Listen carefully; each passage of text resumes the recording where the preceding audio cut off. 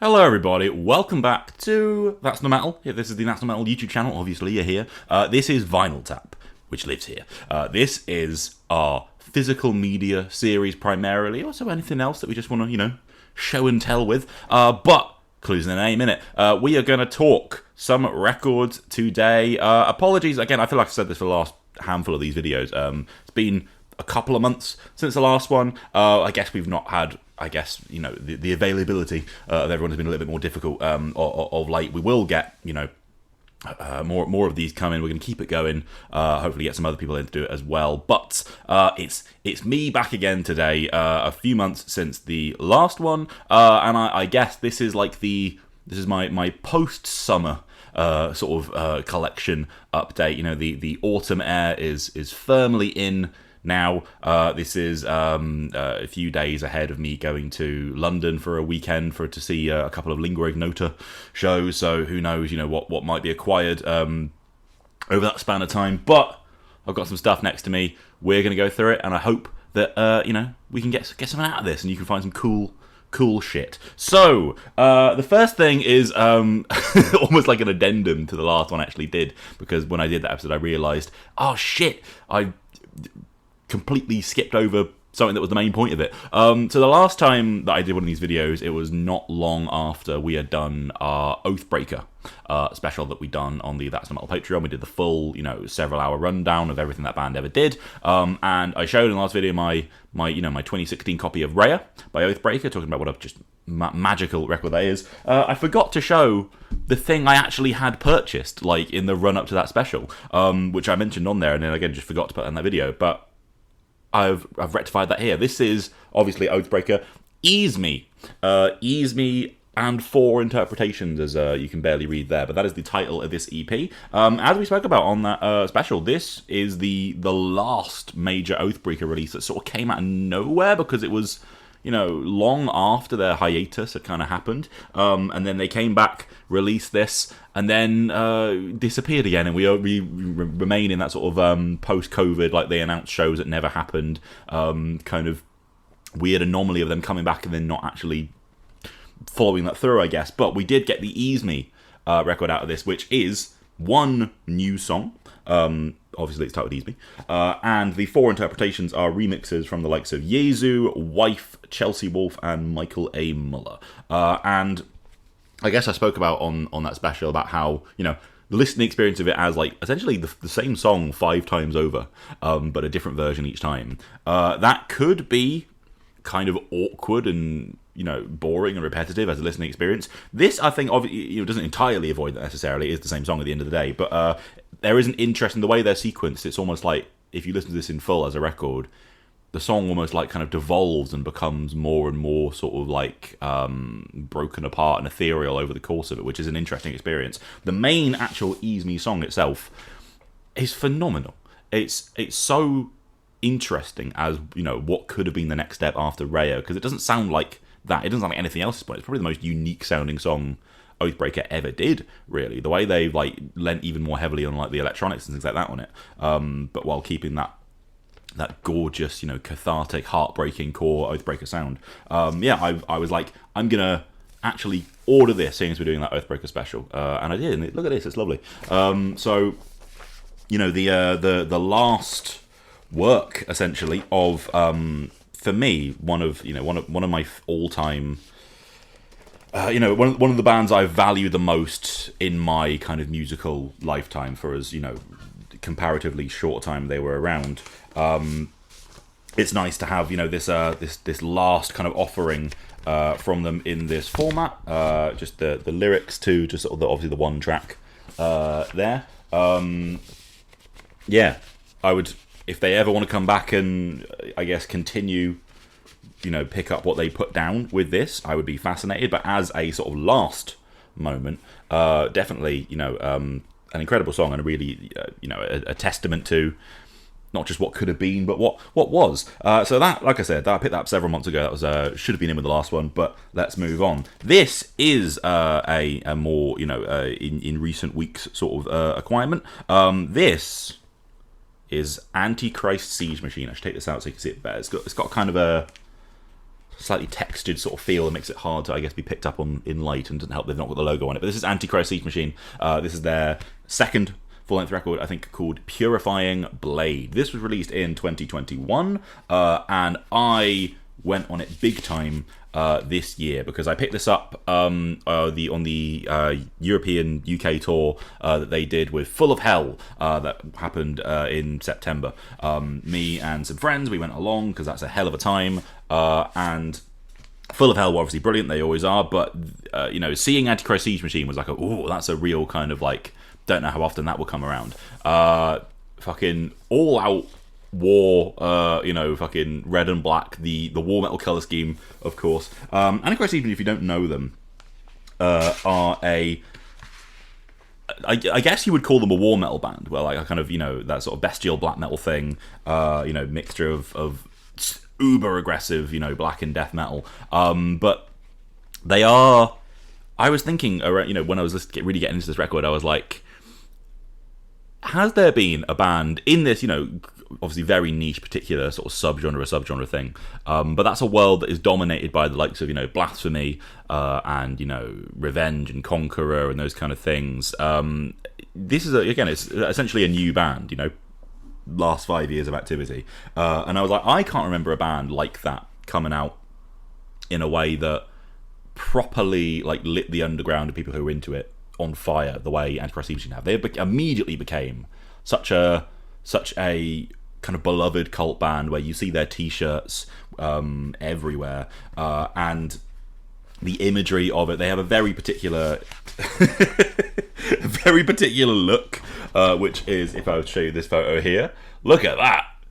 That's war as fuck. But they also have this, you know, half their tour posters are just like pictures of fighter jets with the date slapped over them. It's this very kind of, you know, modern high-tech warfare kind of mixed with like satanic occult. It's a very particular weird combo. I really wanted to get, I should have bought it, a tour shirt they had for that run, which just had their logo and just a picture of the Terminator on it, like the, you know, this kind of metal skeleton, you know, beneath Arnold Schwarzenegger, the skull and everything. It's just, and it had like, you know, desecration of the United Kingdom or something on the back. That's their vibe. It's very kind of, you know, fucking Terminator war metal, if you will. I spoke to them a little bit out at the merch desk. They were much friendlier and much cuddlier than this photo perhaps suggests, although maybe I shouldn't say that in order to not, you know, dispel the mystique. But this record is ludicrously brutal, and in a, I think a part of what I was saying about the way they've kind of taken off is it's in a very particular kind of way where it doesn't just sound, it's not just another Blasphemy, Proclamation, whatever kind of rip band that all sounds essentially what was laid down in 1990 on Fallen Angel of Doom. This is one of the things that feels like it's actually updated that sound somewhat, and it's so thick and guttural, this, and really bassy. Like it has a real, such a strong sense of, like, Arthur Rizek, of, you know, a gajillion bands fame in regards to the producing everything, mixed this, and it has that real kind of cutting edge extremity feel that a lot of his records do, and it really adds so much to this because this record feels explosive in a way that most like war metal records, again, are kind of following a very well trodden lane. They'll hit a spot, but they don't necessarily properly feel like bombs going off inside your head the way they maybe once did. This one does. The snare alone is outrageously like just pump fucking action shotgun stuff. It's mental. We've got some stickers thrown in here. I think that's the Unabomber, because again, of course, they're going to throw something like that in. But yeah, this record is incredibly hard, is all they can say about it, and it is a bit of a kind of modern, you know, war metal, if you will. I think milestone. You know, it's a couple years old, this record. They haven't followed it up as of right now, but it feels like, again, maybe the most since bands like Revenge or whoever, a band really leveling up what that kind of thing can do sonically and how overwhelming it can be. So this I highly recommend if you want like 29 minutes of the most fucking furious shit you've ever heard. Moving on, This is a band I've spoken about quite a lot in the last couple of years, and I'm very glad to have found this because this is Devilmaster, and this is their second full-length record, Ecstasies of Never-Ending Night.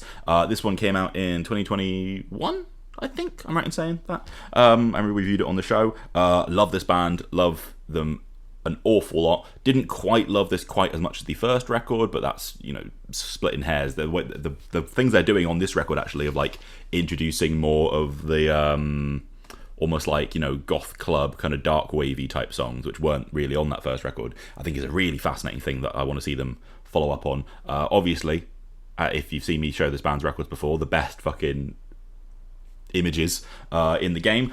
This band I saw for the first time early this year playing with Lamp of Murmur in Leeds. It was fucking amazing. I showed various Lamp records and stuff in these videos. At that particular show, I was searching for this record. They didn't have it with them, but luckily I found it in HMV of all places because Relapse Records have a decent I guess distribution with them. Yeah, love everything, the vibe, the mix of like, you know, first wave black metal, like crazy Japanese-esque hardcore, speed metal, and like I said, those like goth rock, dark wave type vibes. There's no one like him, absolutely no one like him.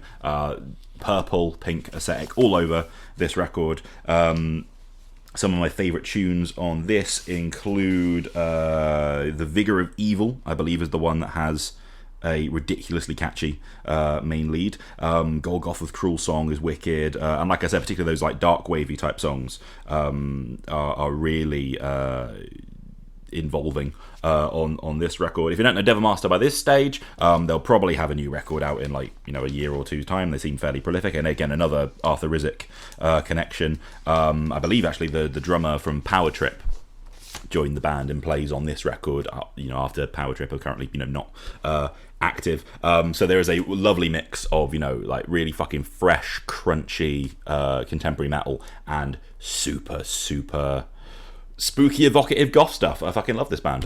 Great stuff there. This is not a new purchase at all. This is a record I've had for many years, but this does, as I was saying with Oathbreaker, I guess, last time, chimes in with something we've just done relevancy-wise, and I can guess give a visual accompaniment to an audio discussion we just had.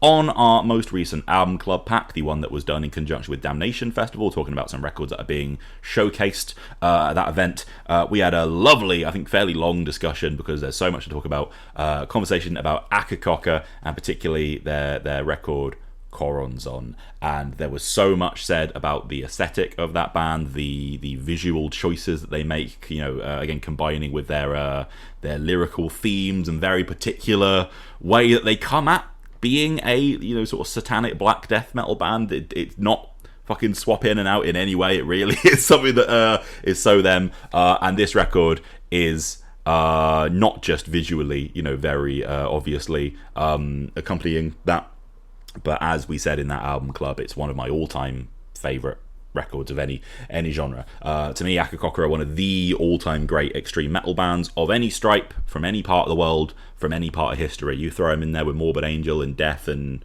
you know, the 90s Norwegian bands, whatever. Akercocke are one of the most unique and special bands there's ever been from that world of the underground, and this is their magnum opus. I would show you the back cover, but it's probably more explicit even than the first cover. It's not too crazy, but I do want to show you particularly something that we were talking about on the album club, which is the inner sleeve photos and the photo shoot. You know, if you heard that discussion and you went and watched something like the Leviathan music video that was inexplicably aired around that time, and the weird mixture of, like, you know, sort of BDSM dominatrix meets like old dapper English country house thing.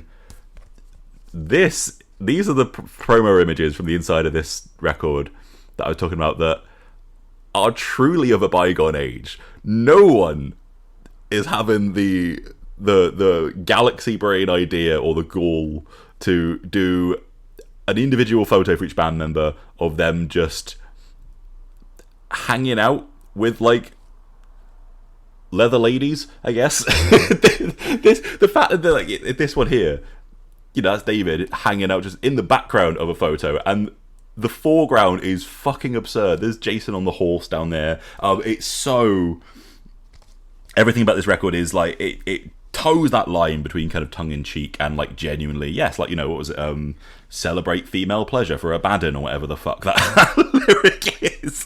And the record, that the album itself, sonically matches that mixture of like, jubilant and perverse and evil and seductive in just the most stunning way. Actually, pretty much the same colour scheme as the Antichrist record, maybe a bit more splattery. But I've had this record for many years. You can purchase it probably fairly easy from Earache Records. They seem to have that stuff normally in stock. And it's probably one of the records I've spun the most, actually, in terms of like my physical collection, because I never go too long without listening to Choronzon by Akercocke. Really, really, obviously looking forward to getting that full showcased set in about a month's time. But if you've never heard it, one of the best extreme metal records of all time, one of the most special, unique bands ever. Absolutely get in on that and read all of the liner notes and all of the lyrics and everything, because my God, what a magical world they truly created there. Moving on, I guess a link from Akercocke here is that the guitarist of this band once filled in doing guest vocals for them for Akercocke when Jason was ill once, which is, if you know this band, it's quite a wonderful thing to imagine and envision. Employed to Serve is my next pick here. This is their fourth and currently latest full-length record, Conquering. This was a record that I remember that vinyl-wise, it had some of the most insane delays I can remember from that like peak COVID period of every band having to delay their vinyl records like months and months and months. This one just kept getting put back and back and back, so it took so long to actually get a hold of this. But Conquering is now here in the collection, along with I do have all of Employed Serve's records. I think I've shown maybe Eternal Forward Motion. I'll dig up the first two at some point. But continue along that just big groove metal thing that they've really latched onto doing these days. Conquering for me is fucking fantabulous. It is a step above even what they were doing on Eternal Forward Motion, which I thought was great. And I guess seeing this record again, it came out a couple of years ago, but this year for me was when I've been able to actually see these songs and stuff and let the record kind of breathe and have the life that it should in the live environment, seeing it at a place like Bloodstock. They've got their UK tour coming up with Pupil Slicer, which will be a lovely showcase again of two of the best UK underground acts around. Employed to Serve, I always lament that they shouldn't be quite as underground as they are, because this record for me, it goes absolutely toe to toe and probably laps an awful lot of what is kind of just big, chunky, accessible metal that is coming out of just their sort of peer group, I guess. And I don't mean that necessarily in terms of like again the underground bands, but just sort of like bands of their age, even like Employed to Serve bring not just the riff power, but also the power, and the actual the kind of authentic sense of being smacked around the chops by a band that a lot of those don't. And this record is absolutely like a tour de force of what a band like that can achieve when they really just put their mind to like, yeah, we're going to put together, like, again, when we reviewed this record a couple of years ago, it was like, when you think about those noughties, New Wave of American heavy metal records, like, we just spoke about the Oncoming Storm on the Damnation Club album club, but also, bands like Shadows Fall and God Forbid and stuff like that, who are like, fine, okay, but like, they've got classic records. This record slaps an awful lot of those records that were like held up in that time into the dust. It's a genuine, for that kind of music, it's an absolute smash. This is on a kind of baby blue vinyl, which is nice. It's got a nice colour scheme, this record. The sort of like pink and baby blue, not necessarily a combination you normally put together. And it's still in line with, again, that kind of specific Employed to Serve sort of art style and illustration style. I don't know who does that, but all their their album covers and particularly the merch that lines up with those has a particular look to it that it's all part and parcel of being a fan of one of the great UK metal bands of the last 10 years, I think it's fair to say. So yeah, big Employed to Serve. Hoping to catch that tour and see even more of these songs live, because I've not yet seen a headline show from them since COVID, I guess. If you've not heard Conquering yet, and again, this is more accessible and more just like straight to the point, meat and potatoes, than, you know, the really weird underground stuff I'm showing, you should definitely hear Conquering by Employed to Serve. We are going to change tact a bit here. This was also something we spoke about on an album club pack, not the latest one, but one or two before it. This is My Bloody Valentine and Loveless, a real classic, a real, you know, Hall of Famer beyond just the walls of the kind of stuff that I normally show here. This is obviously one of the most significant, beloved, all-time great records in worlds of kind of shoegaze, you know, alternative rock, indie even. This is one of those records, again, records that are on my shelf, that would be likely to be, you know, high ranking in like a Pitchfork list or something like that, as opposed to a Decibel or a Terrorizer one. This is one of those absolute hallmarks, and it's one that I think you should have, you know, on your shelf if you're interested in just the trajectory of heavy music in general, because it is such a turning point in so many ways. This one is actually my girlfriend purchased this one, and I was like, you know, I've heard bits of My Bloody Valentine and I like them, but then like really living with this record, and then obviously going up to doing the album club that we did, it's one of my favourite records really, from the kind of, again, that world which I don't necessarily live in, but I often admire from afar. Loveless, I think, is genuinely a really great record and a really valuable, rewarding listening experience. It's so, I mean, it's full of songs for a start. It's full of riffs in a way that you might not expect if you have the mental image of them just being, you know, the wall of sound band. Obviously, this record sounds completely fucking alien still now, and still so freakish, but it has got hits on it, which I think, you know, goes an awful long way. This is, I think it's a double vinyl. Let me see here. It's just on black, but it is, or it might just be a single vinyl actually, but in a gatefold LP. But regardless, in a sleeve there, sort of a blue inverse of the, again, the album cover that very much captures the sort of sensation of what this album sounds like and what listening to it is like. So you know, kind of ephemeral in not in a bad way, where I might use that word to kind of describe things that are just in and out, but like almost hard to get a grip on, like it doesn't have a physical form. A lot of, I'm struggling to get stuff out here. There's a lot of what seems to be kind of sort of postery art card things, just snapshots of that same type of imagery. But yeah, My Bloody Valentine, Loveless, is a proper monolith of that kind of music. I think you're probably all aware of that, but I guess, you know, maybe coming from someone like myself, who I don't just always worship at the altar of this kind of music, it's so important to extreme music progression as well. Like a bunch of, you know, obvious post-black metal records or whatever that you can name owe huge amounts of their sonic identity to this record, so that's a really fantastic one. Continuing on with basically my girlfriend's stuff, but it always adds a nice element of variety to these videos, to you know, not just be Akercocke all the time. These are records, I did buy her one of these for a birthday present, or maybe both of them, I don't remember, at least one of them. Story So Far records, the first two albums, Under Soil and Dirt and What You Don't See. The first two records from, as we often like to say on the podcast, the most ripped off pop punk band of the 2010s, a band who, you know, there are so many bad versions of, basically, or at least were, certainly, maybe, you know, 5 years or so after these records were coming out. I am a fairly casual Story So Far admirer, I guess. I think they are good, certainly. I think they are clearly one of the leaders of pop punk in that, you know, sort of last 15-year period when the genre was at a, you know, and continues to be at a low point. But I can, again, while these records, I wouldn't have them in my pantheon of, like, you know, I don't think, you know, if you're going to put these next to, I don't know, Blink-182 records, or, like, you know, All Killer No Filler or whatever, like that level of stuff, I don't think these are that. But in terms of the slightly more underground level of what was going on with pop punk, you know, following suit, yeah, obviously Under Soil and Dirt is really great. We did an album club on this. I guess maybe this is the record of these two that I am more familiar with, I'm more learned with. You know, there are an awful lot of songs on this that I do, you know, that are in my brain. Obviously Quicksand is one of the great pop punk songs of that decade.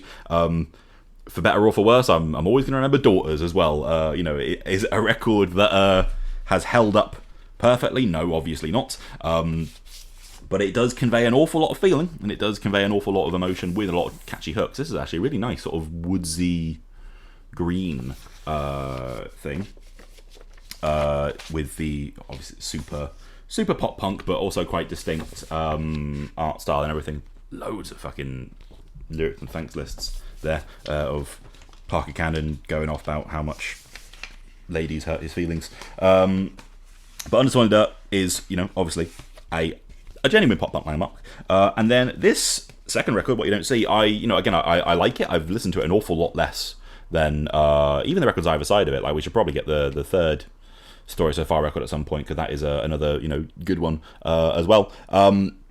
I think this is actually my girlfriend's favourite of the three. But there are, again, Empty Space and so on. There are big tunes on this. I guess slightly more of the, you know, more of the direction they were going with on that first record before changing tact more so after that point. This is on a crazy fucking, you know, preschool art class splatter affair. But yeah, two very, whether you like the kind of music or not, or if you like this band or not, or think the records have held up perfectly or whatever, they're undoubtedly landmark, important records for shaping what the genre was going to be at that point in time. Pretty gnarly album art if you think about it. Like, even his teeth, they're all, ugh, that's fucked. Some of the most horror movie stuff in pop punk. Good for them. Yeah, the story so far. Two pretty strong records there. Moving back to very, very me fair. This is currently the newest thing in my collection. I've got this in just this week. We're going small mode. This is Beastmilk, if you weren't going to guess from... there's no logo there, but you know, they're spooky and they're pouring milk. Who else could it be? This is Beastmilk's Use Your Deluge EP, which was released in maybe 2012. It's prior to the Beastmilk Soul full-length album Climax, which we talk about all the fucking time, or at least I do, as being one of the most just absolute banger debut records of the 2010s. All time, if you ask me. This record, kind of, it was an underground, you know, like, oh, we were this band at the time, and then Climax came out and completely delivered on that promise and blew everyone away. I think now it's almost easy to forget the pre-Climax years of Beastmilk. I kind of do sometimes, despite the fact that I listen to them all the time, you know, Grave Pleasures in totality. And I guess maybe, you know, you think of it starting with Climax and continuing on into Grave Pleasures. You know, it's not on streaming or anything either, which I wish it was. But going back and reminding myself of, like, there's a maybe a demo, and then there's this EP, which then leads up into Climax. This EP in particular is a really worthwhile part of the discography if you're going through everything, you know, Grave Pleasures and Beastmilk backwards. For a start, it's 4 songs. None of these are on Climax. I think the demo before this does have, like, you know, some stuff that makes it through, but this is 4 unique songs. So if you want more Beastmilk songs than just the 10 that are on Climax, here are 4 more that you definitely need. But it also has a very heavy particular vibe where Beastmilk, you know, it's distinct, but Climax, you can kind of see that evolving into Grave Pleasures. This is maybe the most distinct what you'd think of Grave Pleasures now thing there is. And it's still, you know, it's gothy post-punk with, you know, kind of dancey rhythms and, you know, mournful but catchy vocal lines, which is, in theory, what the general mix is. But this EP in particular has a really, like, kind of droney, kind of dark, ethereal sort of vibe that isn't... the songs are all really catchy, but it's not accessible in the same way that, you know, Grave Pleasures particularly is. It's really, really dark. It's really, if you put it on, it casts a real aura of atmosphere. This image of them pouring the milk is probably the iconic Beastmilk image of that, with the one where they got the milk pouring out of their mouths, which, again, a weird liquid fixation to have. I know they were talking about it's a bodily fluid that isn't blood, but there's something about it that's kind of, it's uncomfortable, you know. You don't feel good about a man pouring milk everywhere, even though it's not gory. Like, it's just strange. I'm just gonna have a quick drink a moment. Thank you very much for bearing with me there. But it's a very distinct vibe that's going on. This 7-inch, again, I believe, I bought this on Discog, so probably one from the time. A little blue 7-inch. I think this is out on. They put this out on Svart Records, or at least the repress was something like that. But this is 4 songs that, again, for someone like myself who listens to this kind of thing an awful lot, they live within that world, but it has a not entirely of the same mood and flavour as the stuff that comes afterwards, which makes it really cool. The 4 tracks here, all fucking, like, Void Mother is a brilliant song. Void Mother. Forever Animal, again, really, really catchy in a kind of unsettling, bizarre, Matt's doing this kind of droning vocal kind of way. Children with the Atom Bomb, I guess, start as you mean to go on in terms of the lyrical fixations. Really, really beautiful, lovely. I don't know why I'm using such nice words. It's not a nice listen. It's kind of dark and scary. I just think it sounds fucking great. But the Use Your Deluge EP, one of the great 7-inches maybe of that period of time and that decade. Again, I hadn't listened to this really as much as I should have done, considering the gajillion times I've spun Climax and the records that they've made since it's Great Pleasures. But reminding myself that this exists and going, oh fuck yeah, that's brilliant. Super worthy addition to the collection. You should definitely go and check out the Use Your Deluge EP. It'll be on their Bandcamp or YouTube or whatever. Moving on back to Full Length Album Fair. Slight link, not entirely, but we are back in avant-garde black metal territory, I guess. This is the band Code, and this is their latest record, which is called Flyblown Prince. There's no fucking way you're reading that font, is there? But that's the name of the record. This came out also in 2021, I think it's maybe 2 years ago, and it was something of a comeback record in that Code, for me, again, next to Akercocke and Akercocke spin-off band Voices and stuff like that, they're kind of part of this circle of, like, I guess particularly London-based, but generally, this kind of really dark English, progressive, slightly urban feeling, nightmarish black metal that since the I guess the late 90s, but really the 2000s and onwards, has created some of the great extreme metal records for me and my taste and my sensibilities and the kind of world I want to live in of all time. Code are no exception to that. Matt McNerney from Beastmilk / Grave Pleasures / Hex Vessel, if you heard their new record, everywhere, isn't he? He was the singer on their first 2 records, both of which are unbelievable. Particularly the second one, Resplendent Grotesque, is one of my all-time favourite black metal records. I absolutely need to pick up a copy of that at some point. That record is fucking unbelievable. He then, left and moved to Finland and started Beastmilk and stuff like that. And Code kinda like dipped further down into the underground. They've never been as big of a talking point as they were at that point, but they've evolved in really strange kind of ways. They got a new singer, and they did things like, they made this kind of, they dipped black metal for a record basically and made this sort of strange post-rock, post-punk record that's really, again, sort of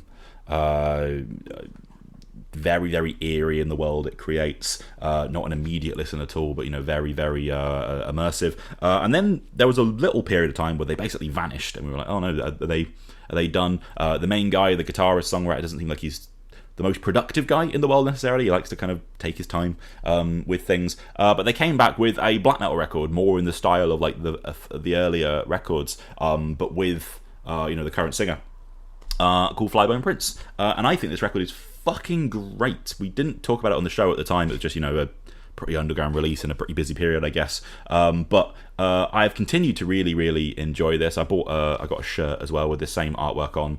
If you ever played that horror game, Amnesia: The Dark Descent, that was like all the rage about 10 years ago, for spooking the hell out of people. Artwork really reminds me of the sort of weird imagery and art paintings and stuff you find in that, and very, very cool there. And very similarly, I guess this record has a real atmosphere of madness to it, I guess. I wonder if it's the vocal, again, different to again, Matt's vocal when he was in the band, where he put a lot of emphasis on kind of the melodies and stuff like that, and then a real kind of biting rage in the screams parts. This record, it feels like, I don't know, sort of being locked in a dark room and just sort of like, with no I don't know, what's the word, sort of sensation, and just sort of like going stir crazy and losing your mind. It's really unsettling, this. The vocal approach on it, I know it's a little bit more, maybe a little bit more kind of Marmite than maybe a vocal approach they've had in the past, but there are songs on this like The Mad White Hair and From the Next Room and stuff, where the vocal takes on this super, again, kind of quietly descending into madness, losing its mind approach that I find really, really, like, you know, it gives me chills. And this record, again, with these really tight, bizarre, caustic, kind of progressively minded black metal riffing passages, amazingly dark record, just a black vinyl. But again, for me, this band have become even more so since their kind of late noughties kind of peak of success, I guess. A really, like, almost forgotten about, overlooked part of the global extreme metal landscape. But when they make a record like this, it still, like, offers something to the conversation. I don't think other bands have quite necessarily done the same thing. So lyric sheet here, again, great, dark, bizarre, hallucinogenic lyrics. But if that's the kind of thing that really, you know, if that kind of sounds appealing to you and that entices you in, I definitely think Codes, not only the classic records but continued output like this, really, really worth the go. And I really hope that they have another one in, you know, at least the next few years, because I'm still a fan. I'm still into it. Last, I think I've got 3 records here, and these next 2 are going to come together. I'm going to grab another sip. Lovely stuff. As said, we're drawing to the end here. These next 2 are coming together. Records from the same band. I picked both of these up in a record store just in town, I guess, in Liverpool. A band who I have long, you know, heard about, again, an influence on like Beastmilk and stuff like that, any kind of weird, bizarre, modern, post-punk, anarcho-punk or whatever, but have, you know, again, over the years, increasingly got into myself. These are Rudimentary Peni records, which, what a band name. Incredible band name. Don't know what the fuck it actually even means, but fine. These are, I think, the first 2 full-length records, again, like kind of 80s anarcho-punk and stuff. It gets blurry in terms of EPs and 7 inches and all this kind of business, but these are reissues, maybe from 2022 or something like that. Recent reissues that were, you know, again, made available in stores of some of the early Rudimentary Peni records, who are a super important, beloved in a very cult sense, again, part of the British 1980s kind of anarcho post-punk scene. I guess, you know, in one sense, they have a foot in the same world that produced things like Crass and stuff like that, and you'll have those real crusty people who are into them, but also because Rudimentary Peni have this very singular kind of bizarre, darkly psychotic kind of air to them. They also translated into like the post-punk world and the goth rock world and things like that. And these 2 records, these early ones I've got, provide some fucking absolutely mental, singular, fascinating points in this. I hope I can show this one in the video in a way that actually makes sense, not just because the artwork is fucking so much to take in there. But this record isn't a contemporary, a conventional sleeve. It sort of folds out in this bizarre way. So let me just do this in a way that makes sense. One moment. The record should probably be plain black. It is a 80s punk record after all, yes. But this is the first record, the full-length Death Church, which is a amazing, evocative title. And this is the more kind of anarcho crust punk record of the 2 that I've got here. Again, it doesn't sound necessarily like that, but if you're into things like D-Beat and Discharge and whatnot, then this would probably scratch some similar itches. Again, like the artwork, almost like a bit of a prototype for something like Scum by Napalm Death and that sort of bizarre mass, like, scene of mayhem, kind of slightly collage-y effect. This band have such a way of creating a genuine, I mean, talking about a sense of madness in the Code record. This record, this band even as a whole, are less, you know, again, quietly wasting away, you know, chewing your fingernails down to the bone, and more like just full-on psychotic, what the fuck is going on? I am inside the head of an absolute madman. And these records, again, crust punk record, so it's got like 20 tracks on it or something.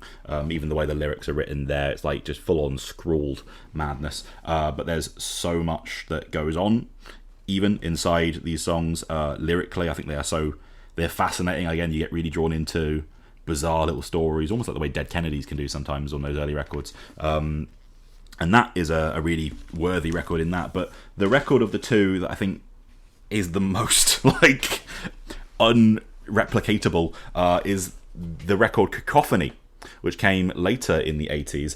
I believe this record is like a concept album based around H.P. Lovecraft or something like that. Again, the artwork is almost like the bizarre spilling out of the mind of a kind of a creative figure like that. This one does have the tracklist on the back. It's more conventional sleeve, which is handy. But my god, this record is it takes that, you know, that crust punk, anarcho-punk basis of what that record had, and fully fucking loses the plot with it. This would be a record I would love to make the others listen to at some point, because it is so utterly like difficult to follow. Like, you have tracks that are just like ranting on a particular phrase, and then it will just immediately descend into something else that will be a bizarre like instrumental freak out. There are songs that are just like so many just like rants and streams of consciousness kind of layered over each other. This is the record that genuinely does feel like you are like just, you know, it's like reading or listening to even like, you know, audio tapes of just psychotic people locked up somewhere, just ranting and raving looped over each other. It's fully bizarre, and yet some really catchy songs admit all that. The song The Horrors in the Museum is a song that I will actually just break into singing sometimes, even though, again, the lyrics are so fucked up and bizarre and darkly perverse, but there is this weird little like jolly skip of a melody in there. And I think this is a record that shows, again, a band who could have just been like kind of a narco-punk, you know, Crass-esque sort of legends there, turning into like something genuinely freakish in a way that is, again, throws down a real gauntlet for a lot of things. So these, again, these records, the Rudimentary Peni records, this one Cacophony in particular being fucking batshit, but both of them super just bizarre artifacts to get your head around. Again, maybe I'll find a time to talk about them more properly on the podcast somewhere. But a lovely band from the 1980s to sink your teeth into and be like, wow, what the fuck is this? And then final record for this is just another one that I picked up from, you know, your regular old chain stores not too long ago. It's Midnight and Rebirth by Blasphemy, the second from the last record. They came out with another record very quickly with the what's it called? Let There Be Sodomy, or is that one of the songs on it? Sex Witchery, something witchery. Let There Be Witchery, I think that's it. But the green one from like a year ago, which is brilliant. This record was the one that came out, you know, like fucking moments before COVID happened, and then they obviously very quickly after now, you know, wrote another record. I saw them on the tour that was labelled the Blasphemy and Witchery tour, because it was essentially touring the both of them, which was really nice to see. This record is, I went on this so hard, like on the podcast at the time. This record is filled with some of the best Midnight songs, like this track list here. If you know the record and you know the way Midnight songs are just like, the name of the song is just the hook, he yells for the chorus repeatedly, and then you remember it. If you look at that track list, you know how every single one of those songs goes, because you can remember him going, ugh, devil's excrement, or whatever. Particularly, of course, fucking Speed and Darkness is an absolute masterpiece of a tune. And then You Can Drag Me Through Fire at the end is like almost like a sort of quasi-midnight epic, which is a really cool thing to hear. I think this is probably the most accessible, memorable collection of tunes that Midnight has put out on a record, which makes it so just what's the word I'm looking for, addictive. Just, you know, these are songs that you just want to hear again and again and again because they're so fun. And the particular thing that Midnight do of that, you know, satanic black speed metal, you know, Motorhead, Celtic Frost, Venom, all together in something that is just like, let's fucking go, raise hell, is something that I love. I have loved it even more, as the years have gone by, and he's the king of it. This record would be between this and the was it No Mercy for Mayhem, the red one, are my favourite records, and that's obviously, Satanic Royalty, the debut, is like a bit of a cult classic. Fucking one of the most consistent bands in the game. No idea what's going on with the album art. A woman being birthed from a sheep which has human arms and legs. Fucking weird. It's kind of the kind of artwork that is like almost a bit shit, but there's something about how kind of it's drawn that is just like something strange about that. And beyond that, again, the hell of a image to go on there if you were to zoom in too closely there. The aesthetic and artwork of how he presents himself and the inside and everything is just very, very fun. Very, very bit of me. I also particularly love something that feels so right for Midnight, is, as we look at the record here, the old Metal Blade axe logo. Even, in the... I forgot there's actually a coloured vinyl, sort of a marbled grey, but even on the, the sticker in the middle, there's something about that. Yeah, like, Metal Blade can rebrand however they want, but Midnight Records, even though they weren't around in the 1980s, they should always have a version of the label that looks like what you would put on a Metal Massacre compilation from 1982. And blast of a record. Should get the other Midnights as well, as I always seem to say with these, but absolute hoot of a thing. And that is, as said, the sort of post-summer roundup from me. Thank you very much for watching and coming with me through this. As said, a regular stream of these, even if that is a couple months at a time or whatever, we're keeping it going. We will, again, throw around to see who is around to do them. I am now going to get back to putting together and writing the script for the Alice in Chains special, the part 2 that we have coming for the TNM Patreon this coming week. So we're going to be listening to Jar of Flies and the self-titled record and all that good stuff. If you stick around here, we'll have more of these very, very soon, as well as clips of the podcast and so on. So, thank you very much for being here. Cheerio. Let there be witchery.